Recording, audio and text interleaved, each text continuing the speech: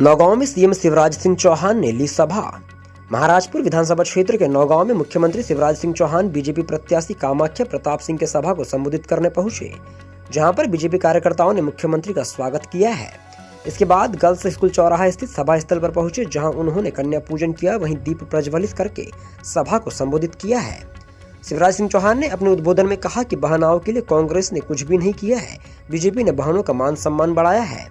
इसके साथ ही उन्होंने पलायन रोकने की बात भी कही है। वहीं एक परिवार एक रोजगार की बात कहकर कामाख्या प्रताप सिंह को आशीर्वाद देने की बात कही है। शिवराज सिंह चौहान ने कामाख्या प्रताप सिंह के पक्ष में वोट मांगे। इस दौरान केंद्रीय मंत्री डॉक्टर वीरेंद्र खटीक भी मौजूद रहे हैं। पहला शब्द के लिए नौगांव से उत्तम राजपूत की रिपोर्ट। मेरी अभी 3 सभाएं बाकी है और सूरज डूबने के पहले अगली सभा में उतरना पड़ेगा।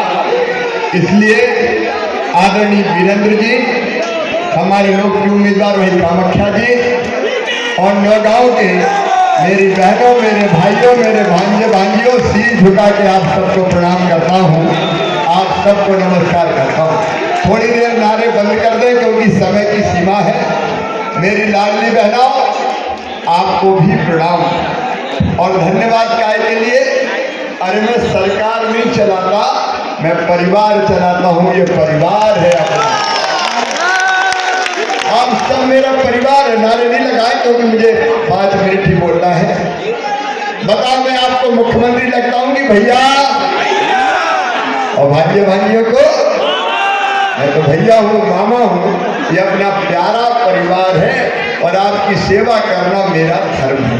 और इतने लाडली बहनों, मैं देखता था कि मेरी गरीब बहनें कई बार 1000-1000, 2-2000 रुपया के लिए परेशान हो जाती थी।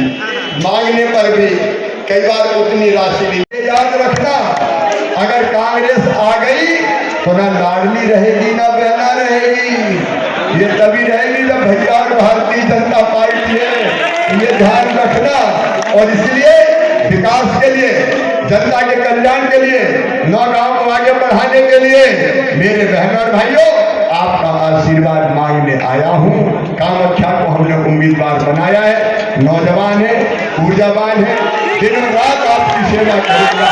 जरा कामाख्या जी ऐसे झुक के प्रणाम करो मेरी जनता को। यही अपनी भगवान है।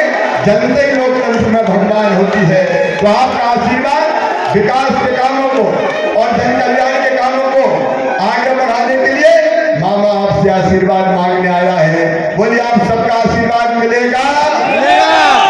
भारतीय जनता पार्टी को जिताएंगे, कामाख्या को अपना विधायक बनाएंगे।